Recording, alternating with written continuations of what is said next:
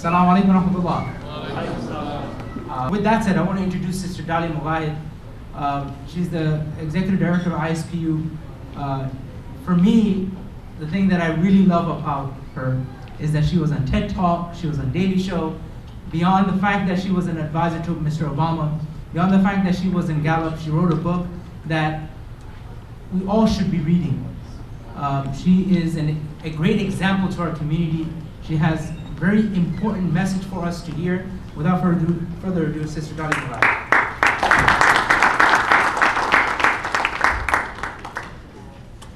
Can we give the folks at MLFA a hand for that hard work that they just did? And then let's also thank the folks that have been serving us tonight. Let's give them a hand. Bismillahirrahmanirrahim. Wassalatu wassalamu ala Sayyidina Muhammad.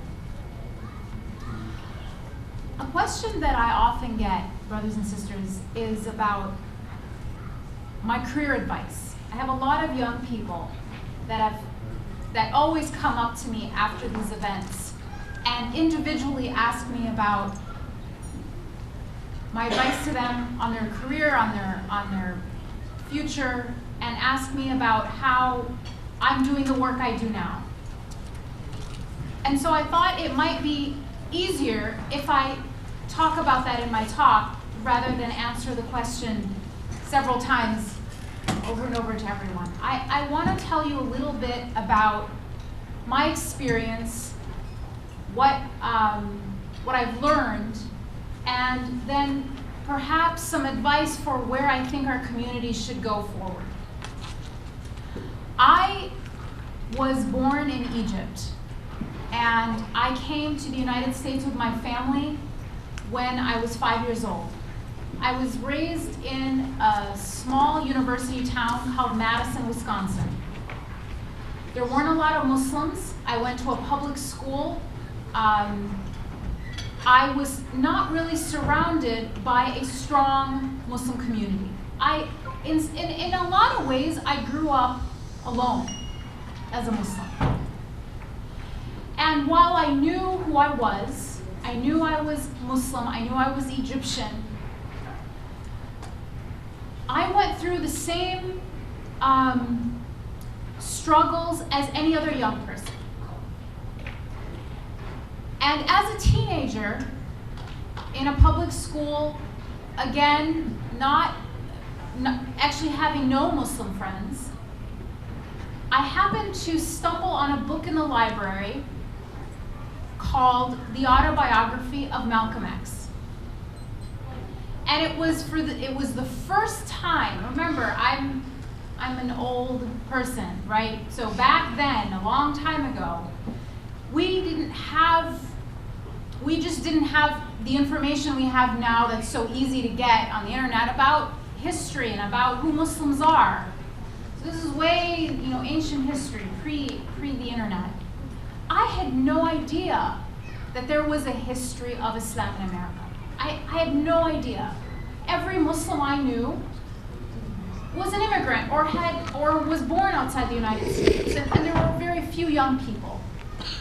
So I was fascinated and amazed by this idea of a history of Islam in America, and much more importantly, that it was such a force and a catalyst for justice.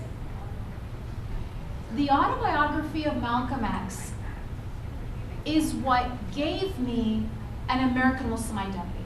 And I never had it before. I didn't even know what it was. But it was the realization that it was very natural and normal to be American and Muslim. That it was part of America.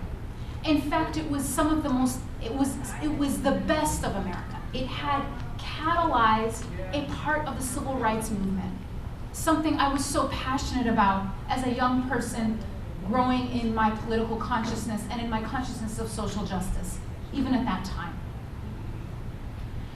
A few years later, I decided to wear hijab. And it was a result of, after reading this book, I wanted to actually learn more about my faith, not just in the sort of normal way I had learned in Sunday school, but in a more intimate, personal way. And at the age of 17, I started to practice hijab, and I was the only one in my school. I felt like I was the only one in my town, actually. This is not, a big place, other than older women, but young people. I didn't see a lot of people like that. But I felt this incredible sense of responsibility when I started wearing hijab, which I actually want to warn people against, because it's a good way to not be able to continue if you start to feel like now you've become a mascot.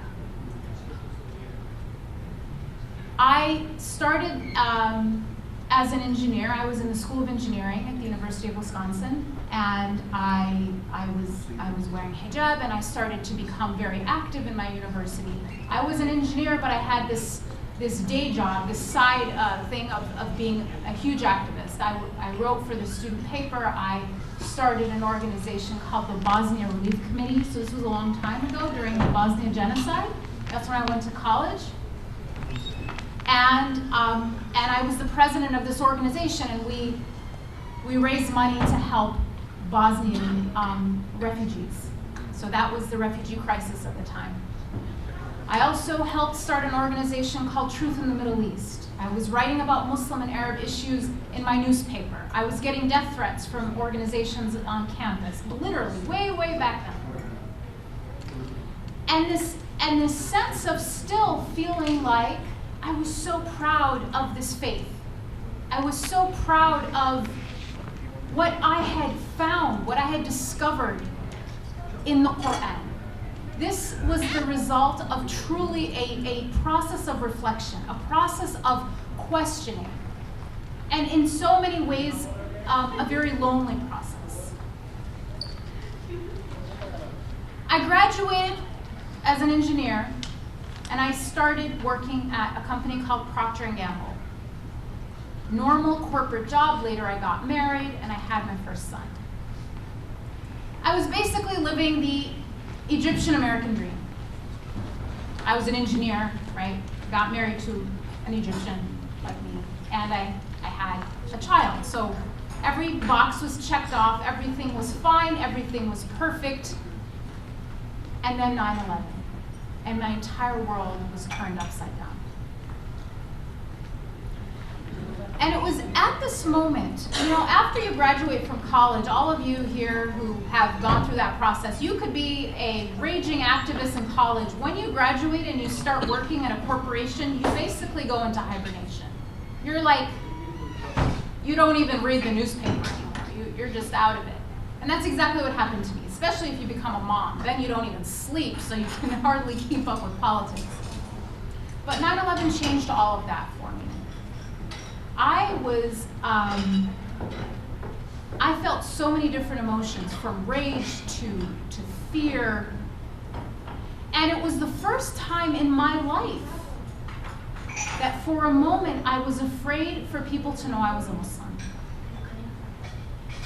Now, if you've heard my TED Talk, you know the story of the very first time after 9/11 when I went to the mosque in a brand new city.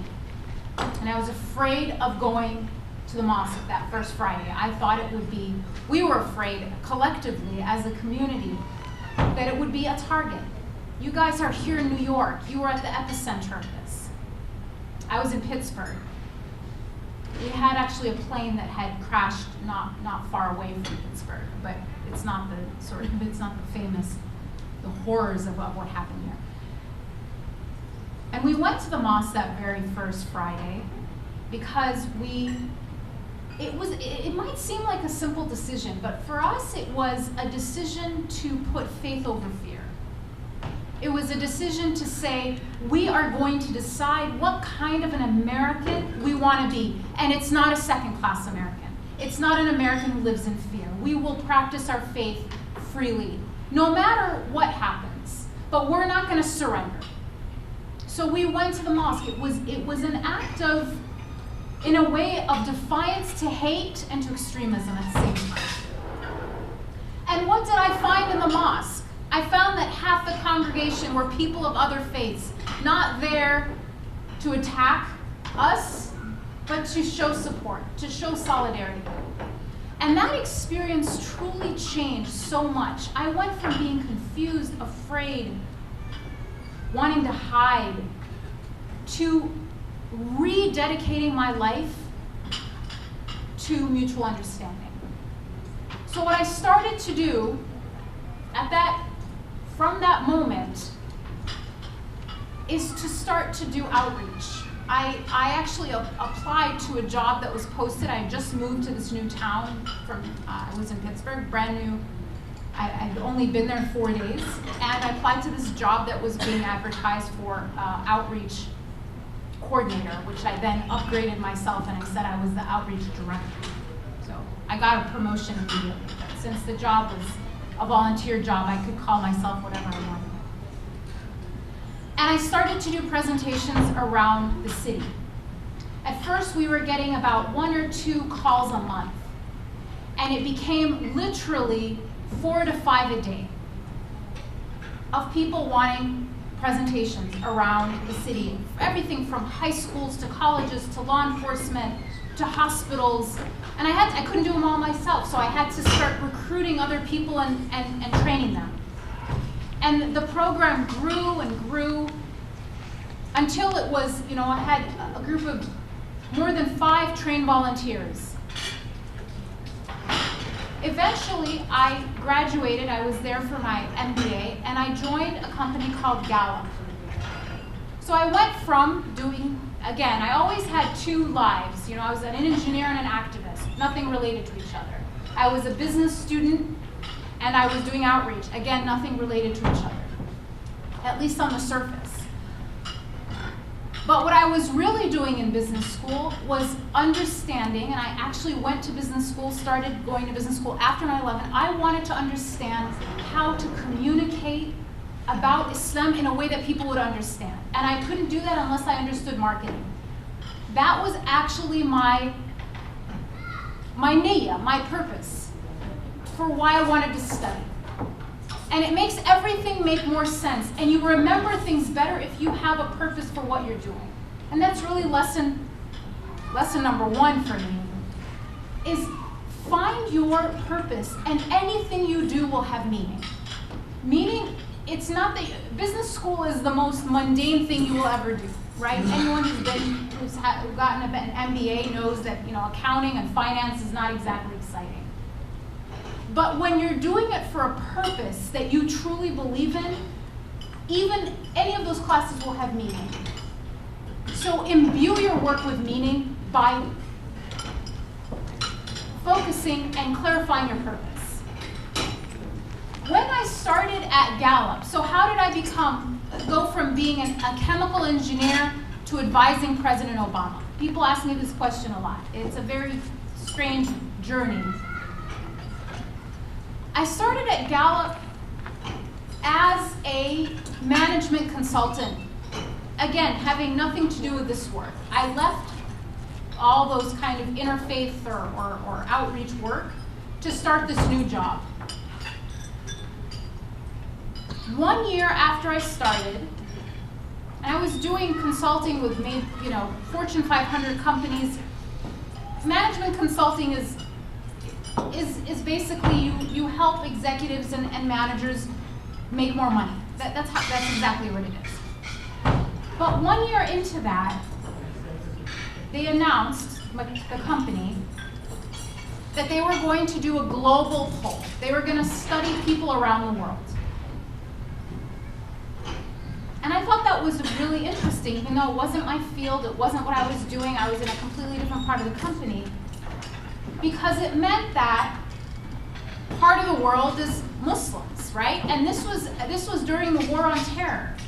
This was 2004, 2005. This was after the Iraq War. This is when you had experts on TV every day talking about what Muslims think. Telling the world that they hate us for our freedom. That was truly the conventional wisdom at the time, especially in Washington, under George W. Bush, who now seems like he was an amazing liberal who loved Muslims compared to what we have now, right? So we, at the time, it felt like so many misconceptions. And so I thought, wow, what if we could actually get data? I could use this idea of data, of science, to tell the truth about what Muslims really think. To go from allowing people to speak for Muslims to actually giving them a voice themselves through this tool of survey research, of polling, of asking a representative sample what they think. So I asked to work on this project, and they said, well, you have your own workload, if you want to work on it, that's fine. So I did what I always do. I volunteered for doing something that wasn't really my job. I worked on it on weekends and at night. I created PowerPoints, even though it wasn't my job, from the data that was coming back from Muslim majority countries. And one day I was on the phone with an executive doing my management consulting work, and I mentioned this, and he said, why don't you send me the PowerPoint? I sent it to him. He thought it was so fascinating, he sent it up to his CEO in this company. And this businessman, the CEO of this company, was so amazed by the data that Gallup had gathered that he called our CEO and said he'd like to learn more about this project. So I was flown to London to present this data to this guy, this very wealthy businessman. And at the end of that 3-hour presentation, that's literally how long I had to present for, I mean, this is nothing. He decided that he wanted to support this project. And it was that day that I suddenly went from being a management consultant to being the executive director of the Gallup Center for Muslim Studies. That's literally how it happened. So how did I go from chemical engineer to the work I was doing? I just told you the story. I didn't plan it. I'm not this visionary with this strategic plan. All I did 2 things. I truly had a niyyah in my heart that I wanted to make this my life's work in some way, and I just did my homework. I just did work at night. I did what I was passionate about, and I tried to do it as well as I could. And somehow Allah facilitated the way.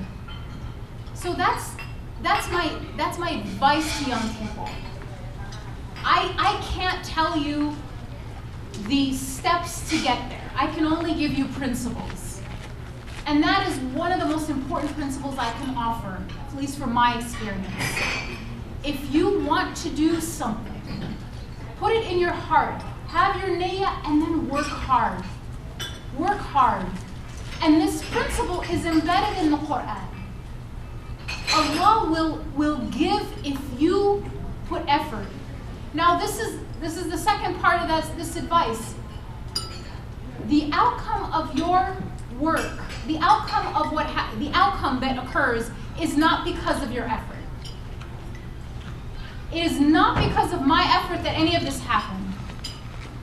But my effort was a necessary condition.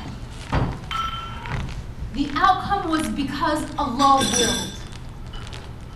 But my effort, my work was a necessary component of that to happen. And it's very important that we separate these. Why I say that is because when we pour ourselves into a project that ends up not working, we can get burned out. Or one that we pour ourselves into and someone else gets the credit, we can stop working.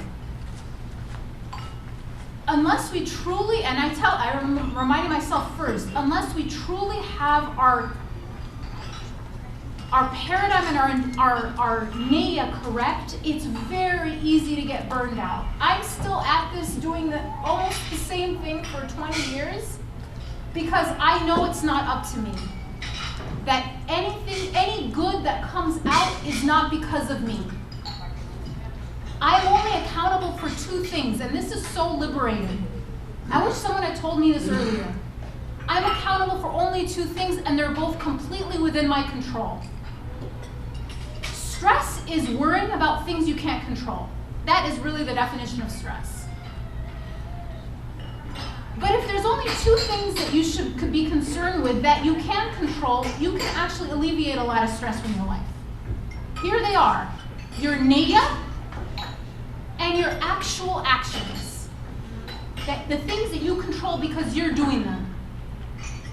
If your niyyah is right and your actions are right, what happens as a result of that is not up to you.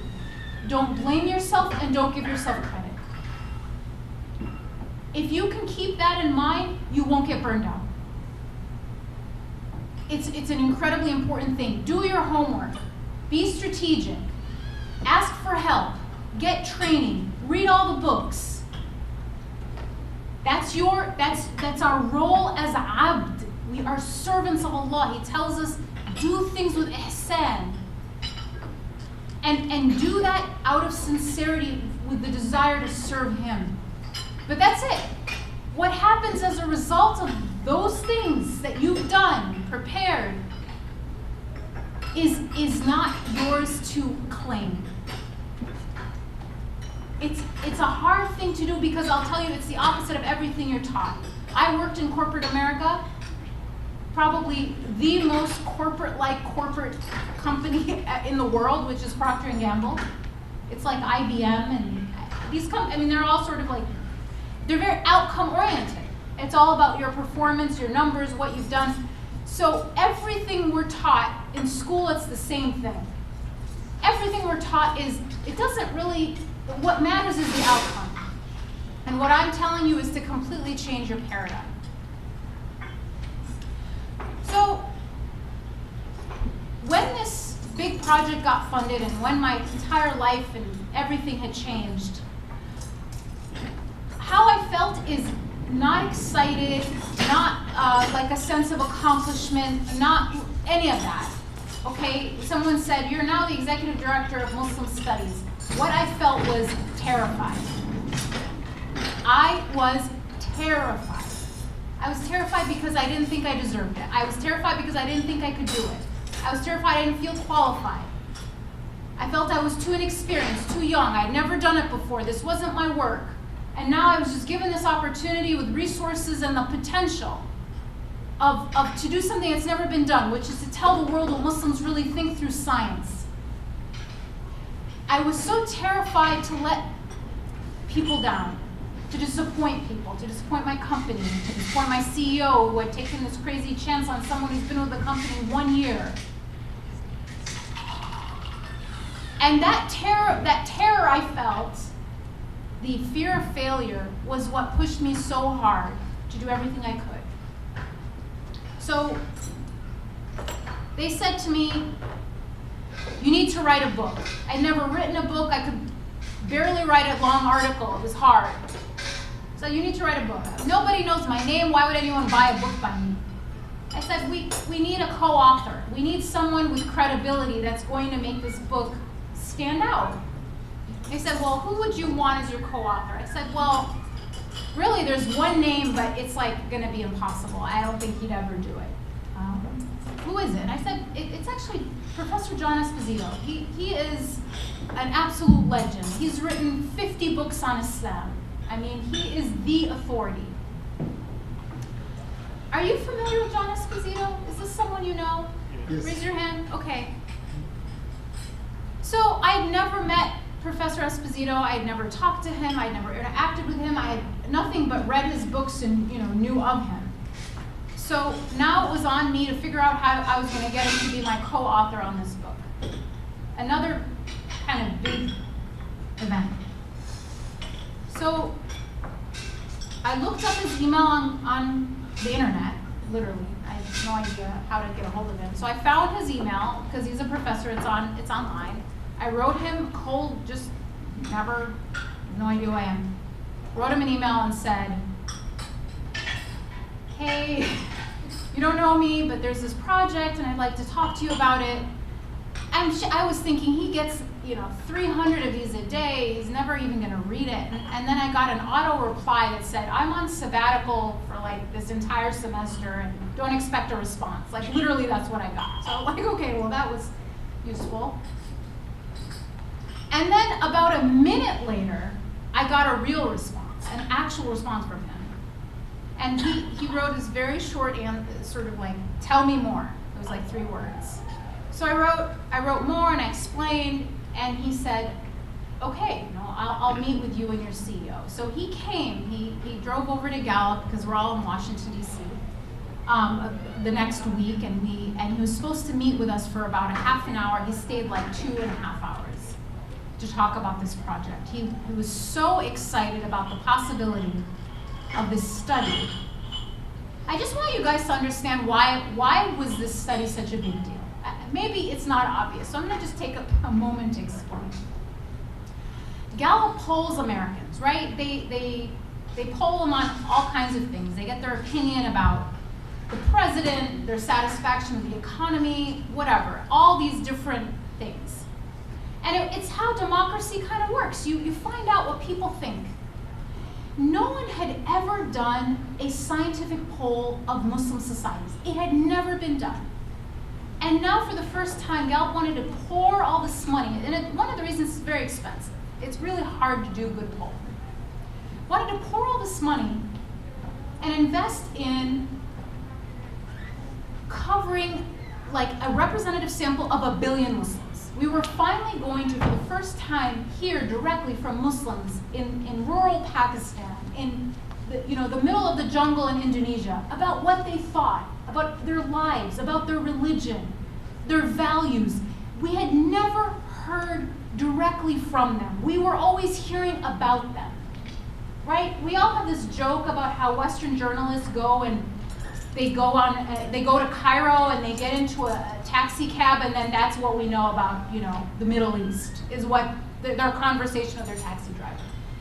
And that's it. We never hear from the real people because it's filtered through these ridiculous anecdotes. So it's very easy to say things like, Muslims are inherently violent and they're motivated by their faith. Muslims hate women. Like, all of these things are very easy to say when there's no way to respond with science. So now we're finally going to figure it out. We were actually going to learn the truth. And no one could argue with Gallup, the top polling firm in the world, giving them what people really think. And John Esposito realized that. He saw that. And so he agreed to do this project, this book with us. And we were going to be co-authors. Again, terror filled my heart. Okay? I'd never written a book. He'd written 50, and we were going to be sort of like equals on this project. Very intimidating, very scary. And the way it turned out, by chance, is that the bulk of the writing was right after I had a baby. So literally what happened is I gave birth on Friday, and by Monday I was at my laptop with my baby in my lap typing. And it had to be that way. There was no way around it. It was the deadline and whatever. And it was I can't explain how stressful this was, because I was the only one doing the analysis of most of the data. He was more taking what the analysis was and writing some of the chapters. But the thousands upon thousands of data tables were on me to make sense of, to tell a story from. And all of that was happening during maternity leave. So there was no maternity, it was a weekend, maternity weekend.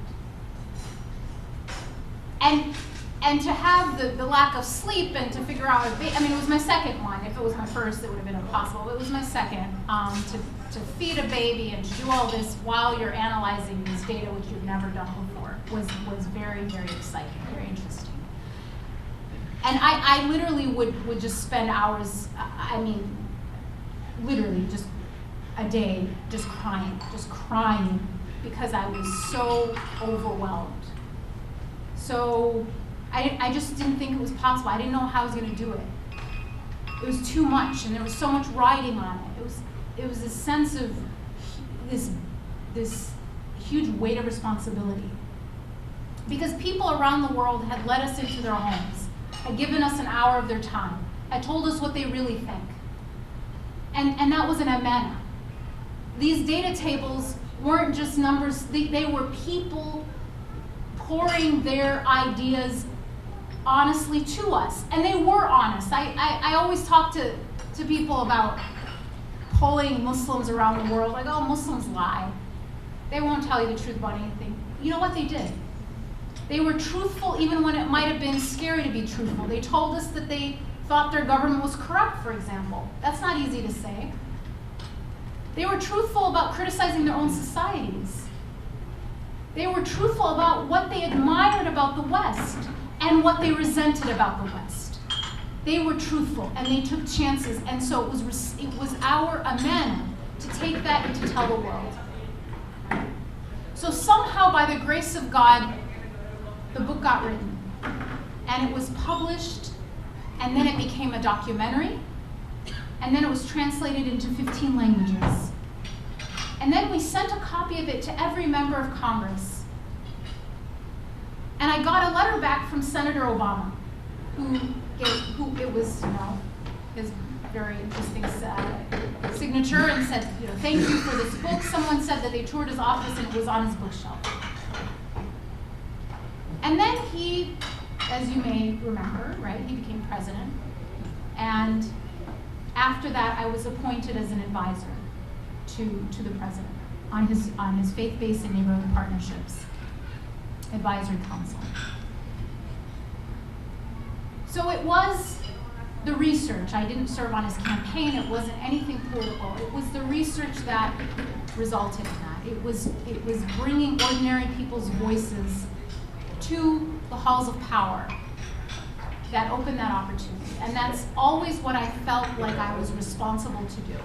I was never there to represent myself. I always remembered that I was there to convey the truth about it in the way that I could measure it by doing good, sound research. Now, there were some challenges along the way other than the ones I just mentioned. One was, it's not like when you're coming out with information that flies in the face of every Islamophobic trope that nobody is going to mind. No one's going to object. No one's going to try to stop you. That's not really how it works, especially in Washington. As the research was getting more and more attention, it was also gaining the attention of people who didn't like the results. And there was one panel I was invited to speak on, and the topic was women in Islam, my favorite topic. And here's the panel. I don't know if you're familiar with these other two women, but it was three women, myself, Ayan Hirsi Ali, and Ershadman. That was the panel. So, very balanced, very fair, great. And so this is actually before the book came out. So I was just this Gallup researcher with these very famous, on TV every day type people, and it was I was interviewed. But in many ways, their strength was also their weakness, is that they were very, very exposed. They were overexposed, meaning I already knew what they were going to say because they said it so often and it was always the same arguments. So I studied their arguments. I actually watched videos of what they, of their interviews, of their TV appearances. I knew what they were going to say. And I was prepared for it. I did research to refute it. Now, they had no idea what I was going to say because I was never on TV. So my weakness was in fact my strength. So we came to this panel, and it was about the whole thing was about responding or discussing Ayan's new book. And the book was called, what was it? Like Shackled Virgin or something. It was some it was like a really bad title about why women are oppressed. So that was the premise of this discussion. And the arguments they made were exactly what I knew they were going to say. That's the great thing about being a pundit with no original ideas, is you just say what you've already said, 30 times before. And I responded with research. To the point where when they were talking, people seemed very receptive. It was a room of policymakers. I mean, this was a really important discussion. And it was them, it was Ayan, and then Ershad talked, and I was last. And they were doing their little, they have these, applause lines, and everyone applauded. Everybody clapped, and they did their jokes that I'd heard already 3 times before on video, and everybody laughed. Like, it worked perfectly. Everything was exactly as they had always seen it. And so I was really getting more and more nervous. Like, this was not going very well, right? So finally it was my turn, and I went through argument by argument. It was as if I'd already heard what they were going to say, because I had everything already refuted.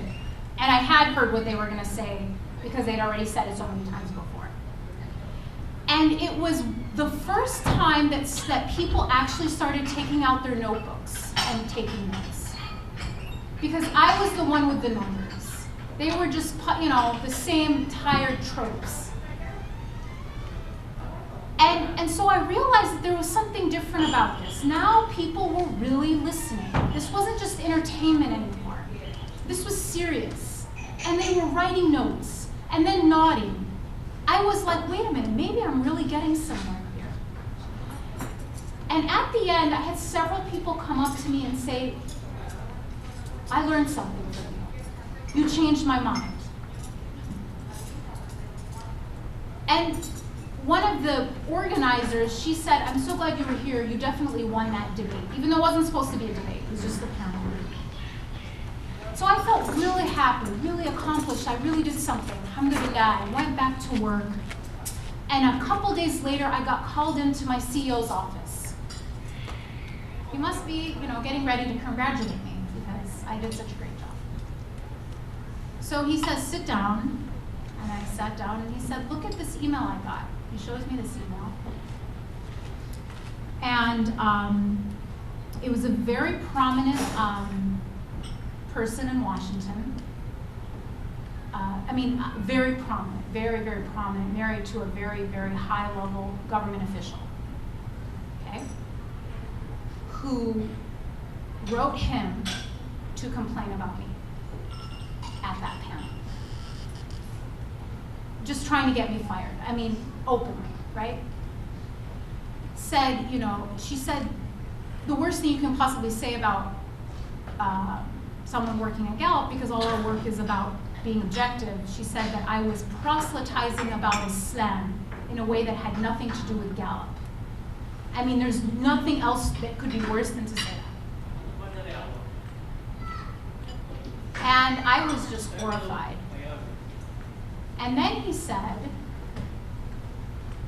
I was there, and you represented our company with excellence.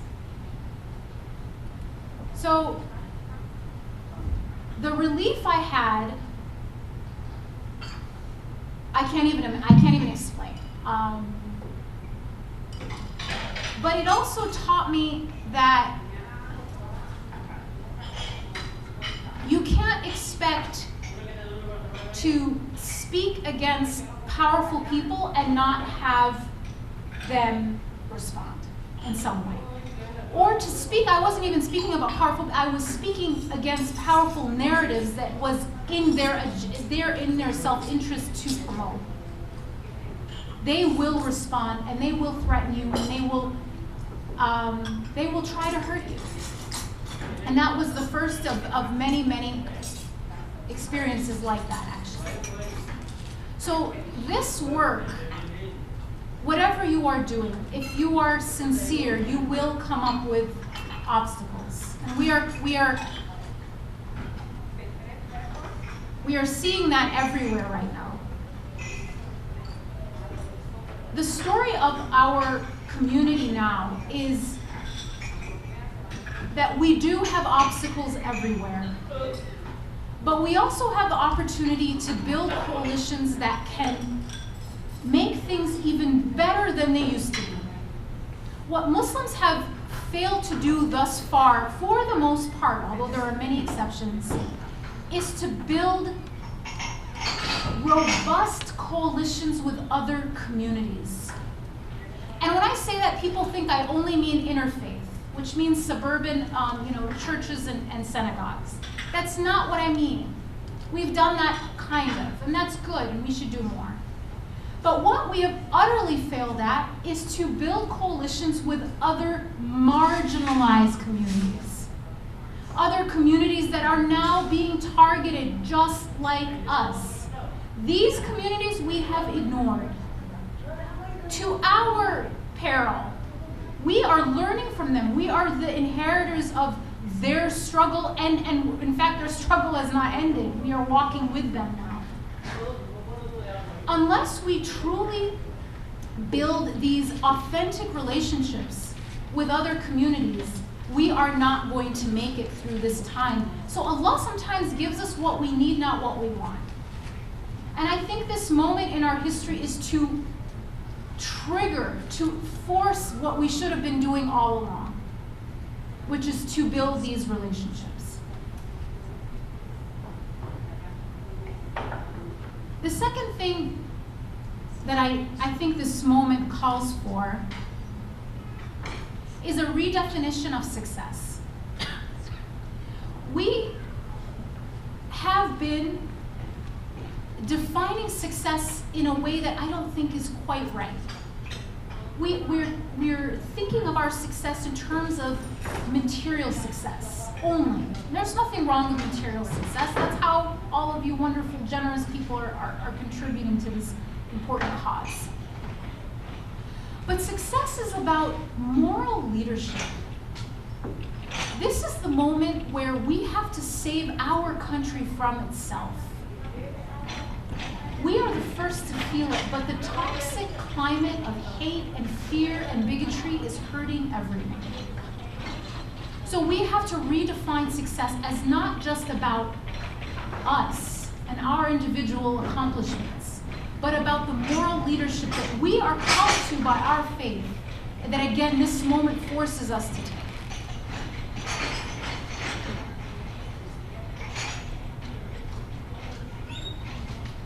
And then the third, and I'll end here and I'll let you all rest and go home and get your weekend started. We now have no choice but to become civically engaged. We simply have no other alternative. It's a matter of survival. Politics is not to say, I don't want to be about, I don't want to have to do anything with politics. If you are a Muslim and you are an American, you are political. That is a political position. That is a political statement. Wearing a hijab is a political statement, whether I want it to be or not. I don't have a choice whether or not to be political. The only thing I have a choice in is if I want to have a voice or not. But the politics are being done to me. I can respond or I cannot respond. But to say, well, I don't want to be political, it's not even an option anymore. So this moment in our history also has to wake us up to the need to become truly engaged in the political process and in the democracy, the democratic process of our country. We have to take back this sense of ownership. None of us here are guests. We are not grateful guests staying on the good graces of our hosts. This is our home. When Muslims tell me they don't feel welcome, I say, why are you waiting for anyone to welcome you to your home? You decide who you want to welcome. This is ours. This is our home. We have to grab a stake in it. We need to build it. We need to make it better.